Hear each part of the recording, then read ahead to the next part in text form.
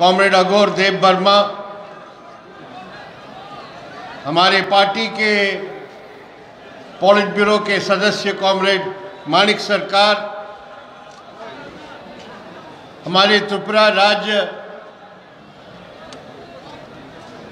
Committee के मंत्री comrade Jitendra Chaudhary और मेरे प्रिय भाइयों और बहनों, आज त्रिपुरा के मार्क्सवादी कम्युनिस्ट पार्टी के राज्य सम्मेलन के अवसर पर ये महासभा में आए हुए आप तमाम साथियों को मैं हार्दिक अभिनंदन करना चाहता हूं। आप त्रिपुरा में मार्क्सवादी कम्युनिस्ट पार्टी और वामपंथी आंदोलन के साथ इतने दिनों से दृढ़तापूर्वक खड़े होने के कारण, लाल झंडे के साथ खड़े होने के कारण मैं आप सबको हार्दिक अभिनंदन करता हूं। साथियों, आप जानते हैं कि हमारे देश में जब से भारतीय जनता पार्टी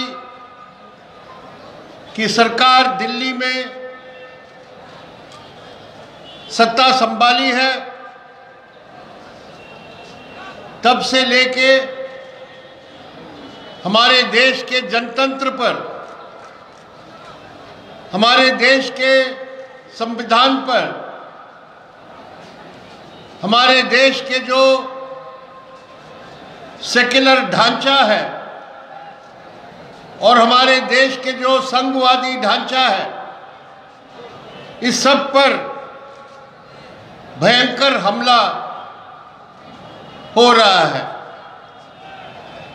और आज ये हालत हो गई है कि मोदी सरकार के रहते हुए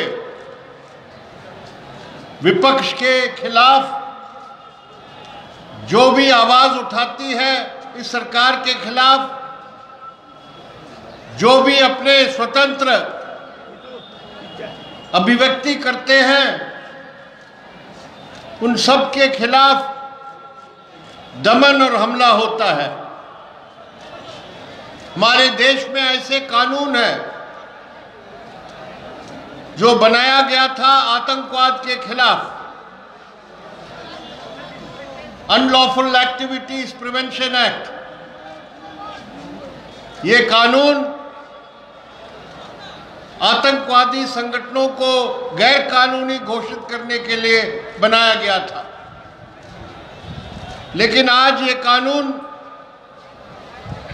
हमारे देश के जो ट्रेड यूनियन के कार्यकर्ता हैं,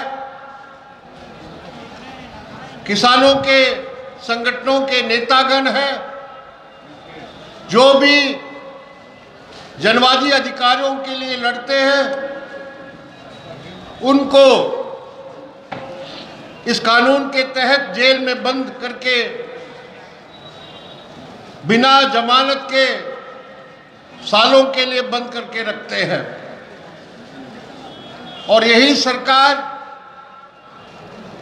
हमारे देश के जो केंद्रीय एजेंसीज है, जो सीबीआई है, ईडी है, आईटी है, सब संगठनों को का दुरुपयोग करके विपक्षी पार्टियों के नेतागण को गिरफ्तार करते हैं। कल ही महाराष्ट्र में वहां की सरकार के एक मंत्री को ईडी ने गिरफ्तार किया। उसका कसूर यही है कि वो लगातार भारतीय जनता पार्टी और मोदी सरकार की आलोचना करते थे। तो ऐसी परिस्थितियों में जनवाद की रक्षा करने के लिए, हमारे देश के संविधान को बचाने के लिए ये बहुत ज़रूरी है कि तमाम जनवादी और सेक्युलर ताकतों को एकत्रित करके हमें सबको मिलके लड़ना पड़ेगा। इस लड़ाई में मार्क्सवादी कम्युनिस्ट पार्टी और हमारी वामपंथी पार्टियां ही सबसे दृढ़तापूर्वक भूमिका अदा कर सकती है और इसीलिए मार्क्सवादी कम्युनिस्ट पार्टी और वामपंथी पार्टियों को मजबूत करना आज सबसे बड़ी जरूरत है। मोदी सरकार हमारे देश में सांप्रदायिक एजेंडा को पूरी तरह लागू कर रही है। धर्म के आधार पर लोगों को विभाजित करने के लिए और उनका जो मंशा है कि देश में एक हिंदू राष्ट्र कायम करें, इसके लिए वो नंगे रूप से हमारे देश के अल्पसंख्यकों के खिलाफ घृणा, नफरत फैला रही है। अभी उत्तर प्रदेश में चुनाव हो रहा है और वहां की जो मुख्यमंत्री है वो खुल के कहता है कि ये चुनाव उत्तर प्रदेश के 80% लोग और दूसरी ओर 20% लोग के बीच में लड़ाई है। इसका मतलब वहां ध्रुवीकरण पैदा करके, सांप्रदायिक ध्रुवीकरण पैदा करके वो चुनाव जीतना चाहते हैं। और आज जगह जगह पर जहां भी भारतीय जनता पार्टी की सरकारें हैं, उन राज्यों में हम देखते हैं कि तमाम अल्पसंख्यकों की जो अधिकार है उसको खत्म किया गया है और ये आरएसएस का जो एजेंडा है हिंदू राष्ट्र कायम करने के लिए, उसी की ओर वो बढ़ रहे हैं। ये मोदी सरकार अपने आप को एक राष्ट्रवादी सरकार बताती है, लेकिन असलियत में ये सरकार हमारे देश के सबसे बड़े जो पूंजीपति है, हमारे देश के अंबानी और अदानी जैसे बड़े कॉरपोरेट्स हैं, उन्हीं के हित में काम करते हैं। और आने वाले दिनों में बहुत बड़ा हमला होने वाला है हमारे देश के मेहनतकश जनता की जीविका पर। जिस तरह महंगाई बढ़ती जा रही है उस पर कोई रोक लगाने के लिए सरकार तैयार नहीं है। और इस 5 राज्यों में चुनाव होने के बाद आप देखेंगे कि पेट्रोल और डीजल का दाम और 3-4 गुना बढ़ने वाला है। अंतर्राष्ट्रीय स्तर पर जो तेल का दाम है वो 1 बैरल के लिए $100 तक पहुंच गया है। सिर्फ चुनाव के कारण अभी यहाँ वो दाम बढ़ा नहीं रहे हैं, लेकिन चुनाव होते ही मार्च के अंत तक आप देखेंगे कि अभी जो पेट्रोल का दाम 100 रुपये पर लीटर तक गया था वो 150 रुपये तक जाने वाला है। और यही सरकार की आर्थिक नीतियों के कारण हम देख रहे हैं कि हमारे देश में कोई रोजगार पैदा नहीं होता है। और कोविड की महामारी के बाद जो आर्थिक कठिनाइयां बढ़ी है जनता के, उसमें सबसे बड़ी समस्या है रोजगार का, क्योंकि करोड़ों करोड़ों लोगों का रोजगार नष्ट हुआ है। तो इसके खिलाफ लड़ने के लिए मार्क्सवादी कम्युनिस्ट पार्टी और वामपंथी पार्टियां ही नेतृत्व कर सकती है। आपने देखा होगा पिछले वर्ष में जिस तरह किसानों ने एक बहुत बड़ी लड़ाई की, लाखों किसानों ने दिल्ली को घेर दिया था। 1 साल से ज्यादा समय ये संघर्ष चली और उसका नतीजा था कि मोदी सरकार को झुकना पड़ा और वो 3 काले कानून जो किसानों के खिलाफ थे और कॉर्पोरेट्स के पक्ष में थे, उसको वापस लेना पड़ा। तो ऐसी लड़ाइयां आने वाले दिनों में हमें लड़ना पड़ेगा। मोदी सरकार के जलवाद पर हमले के खिलाफ, मोदी सरकार के कॉर्पोरेट्स के पक्ष में और जन विरोधी नीतियों के खिलाफ, और मोदी सरकार की जो सांप्रदायिक हिंदुत्व का एजेंडा है। तो ये हमारे राष्ट्र पैमाने पर जो हमारे सामने काम है, जब हम त्रिपुरा में देखते हैं तो यहाँ भी भाजपा की सरकार है और ये सरकार वही जन विरोधी नीतियों को अपनाते हैं।